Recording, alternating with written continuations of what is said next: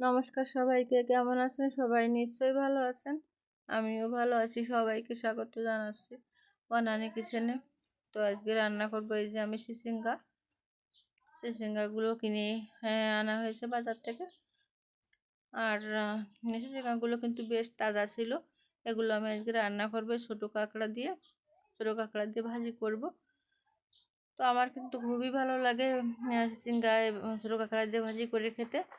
তো আপনারা একদিন খেয়ে দেখবেন কেমন লাগে। সত্যি কিন্তু খুব ভালো লাগে, খেলে বুঝতে পারবেন। তো যাই হোক, এটা এখন আমি রান্না করব। তো সেজন্য আগে আমি এই যে চিচিঙ্গাগুলো কিন্তু কেটে নেব। তো আমি এই যে তারপরে এরকম করে কিন্তু গোল গোল করে কেটে নিয়েছি। এখন আমি এটা ভাজি করব। সেজন্য চুলো জ্বালিয়ে কড়াইটা বসিয়ে দিয়েছি, আর কড়াইতে দিয়ে দেবো আমি তেল। তো তেলটা দিয়েছি, আর তেলটা এখন গরম হয়ে গেছে। আমি কিছুটা জিরা দিয়ে দিলাম ফোড়নে, আর এখন আমি কাঁকড়াগুলো দিয়ে দিলাম।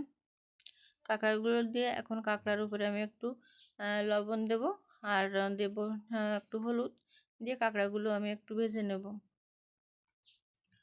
তো কাঁকড়াগুলো লবণ আর হলুদ দিয়ে আমি একটু ভেজে নিলাম। আর কিন্তু আমি আস্তে করে কিন্তু ভাজি করছি, তাহলে কাঁকড়ার যে ঘিলুটা আছে একদম আস্তে আস্তে থেকে যাবে।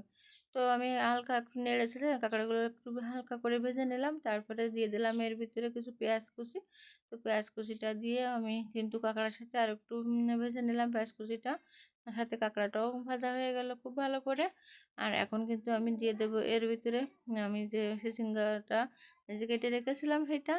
তো সিজিঙ্গাটা দেওয়ার পরে আমি এখন কিন্তু একটু নেড়ে ছেড়ে নিলাম।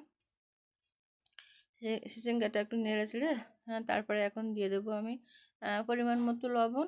আমি কাঁকড়ায় তো একটু লবণ দিয়েছিলাম সামান্য, আর এখন এই যে সিজিঙ্গা দেওয়ার পরে আমি দিয়ে দিলাম পরিমাণ মতো লবণ। আর দিয়ে দেবো এখন একটু হলুদ। আর তারপরে দিয়ে দেবো আমি কিছু কাঁচা ঝাল। তো কাঁচা জালটা দেওয়ার পরে আমি যে খুন্তি দিয়ে একটু নেড়ে ছেড়ে নিলাম। তো খুন্তি দিয়ে নেড়ে ছেড়ে নেওয়ার পরে আমি এখন ঢেকে দিয়ে কিছুক্ষণ জাল করে নেব। তো ঢেকে দিয়ে আমি কিছুক্ষণ জাল করে এখন ঢাকনাটা ওই যে খুলে দেওয়ার পরে দেখলাম কিন্তু বেশ কিছুটা জল হয়েছে। তো এখন আমি কিন্তু আর ঢাকা দেবো না, আমি এভাবে কিন্তু নেড়ে চেড়ে আর কি ভাজিটা করে নেবো। এরপরে আর ঢাকা দিলে কিন্তু একদম ঘেটে যাবে।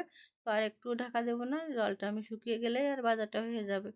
বেশি সময় তো লাগে না ঝিঙে ভাজি করতে। তো আমি এভাবে কিন্তু নেড়ে চেড়ে জলটা শুকিয়ে নিয়েছি, আর এখন ভাজিটাও কিন্তু আমার হয়ে গেছে। দেখেই কিন্তু বোঝা যাচ্ছে একটুও কিন্তু আর জল নেই, আর আমার ভাজিটাও হয়ে গেছে। তো আমি এখন এর ভিতরে দিয়ে দেবো একটু জিরার গুঁড়া। তো জিরার গুঁড়াটা দেওয়ার পরে আমি আর কিছুক্ষণ নেড়েছিলে তারপরে আমি কিন্তু এটা নামিয়ে নেব। জিরার গুঁড়াটা দেওয়ার জন্য না বেশ খুব সুন্দর একটা আর কি সেন্ট হয় এই ভাজিটায়। এই জন্য জিরার গুঁড়াটা ভাজিতে আমি দিয়ে দিলাম। দেওয়ার পরে নেড়েছিলে আমি এখন নামিয়ে নিলাম মাছি ঝিঙ্গা দিয়ে ছোটো কাঁকড়া দিয়ে এই যে ভাজি। তো দেখেন কত সুন্দর দেখাচ্ছে, আর খেতেও কিন্তু খুব ভালো হয়েছিল। তো কেমন লাগলো আমার আজকের রেসিপি কমেন্টে জানাবেন, আর ভালো লাগলে লাইক কমেন্ট শেয়ার করে দেবেন। আর নতুন যারা দেখছেন আমার চ্যানেলটিকে সাবস্ক্রাইব করে আমার পাশে থাকবেন। আর পুরনো বন্ধুদেরকে ধন্যবাদ আমার পাশে থাকার জন্য। তো ধন্যবাদ সবাইকে, দেখা হবে পরবর্তী নতুন কোনো ভিডিওতে। ভালো থাকবেন সবাই।